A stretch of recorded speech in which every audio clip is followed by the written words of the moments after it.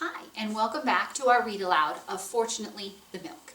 If you've watched our last couple of videos, you'll know that we've been reading a book by Neil Gaiman called Fortunately the Milk, and we've been illustrating every few pages with our Legos back here. So if you've missed those ones, let me catch you up on the story. Fortunately the Milk is about a dad who goes out one day to pick up a little milk for his children's breakfast. And while he's gone, he gets caught up in quite an adventure. In the first episode, he was beamed up by aliens. In the next episode, he fell out of the alien ship and into the ocean. And then he was picked up by pirates. In our last episode, he was rescued from walking the plank by a dinosaur in a hot air balloon. So we're going to go on from there. The dinosaur's name is Professor Steg, and he is an inventor.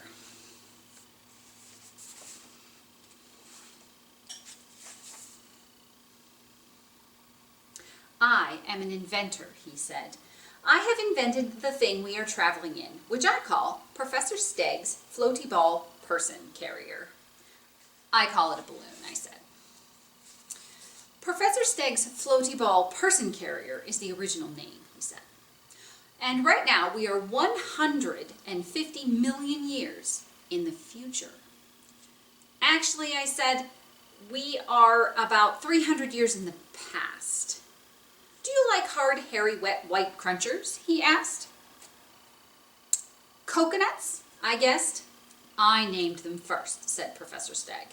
He picked up a coconut from a basket and ate it, shell and all, just as you or I might crunch on toast. He showed me his time machine. He was very proud of it. It was a large cardboard box with several pebbles on it and stones stuck to the side. There was also a large red button. I looked at the stones. Hang on, I said, those are diamonds and sapphires and rubies. Actually, he said, I call them special shiny clear stones, special shiny bluey stones, and special shiny red stones, I suggested. Indeed, he said. I call them that when I was inventing my really good moves around in time machine 150 million years ago. Well, I told him it was very lucky for me that you turned up when you did and rescued me. I am slightly lost in space and time right now, and I need to get home in order to make sure my children have milk for their breakfast. I showed it to him. This is the milk, although I expect that 150 million years ago you called it wet, white, drinky stuff. Dinosaurs are reptiles, sir, said Professor Steg. We do not go in for milk. Do you go in for breakfast cereal? I asked.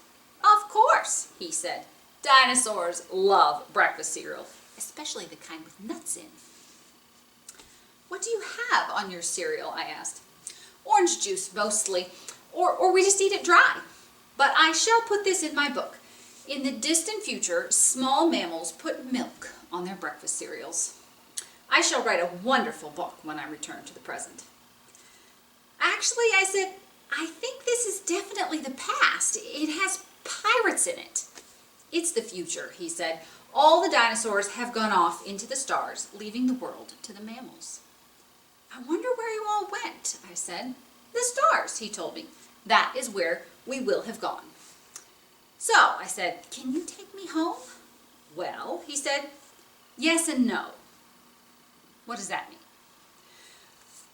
Yes, I would love to take you home. Nothing would make me happier. No, I cannot take you home. In all honesty, I do not believe that I can take me home. My time machine is being temperamental.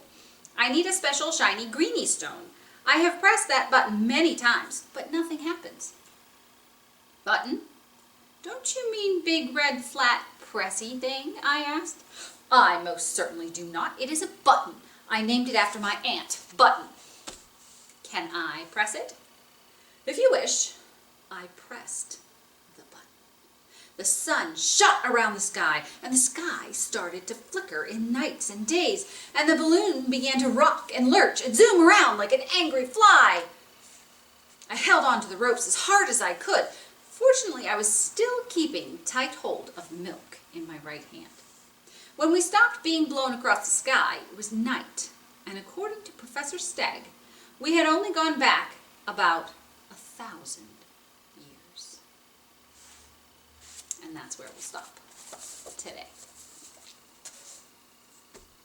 Remember, if you'd like to read ahead in the book, Fortunately the Milk is available on our eMedia site, and I'll put a link on the end of the video to show you where you can go to find that book and lots more that you can download and read at home.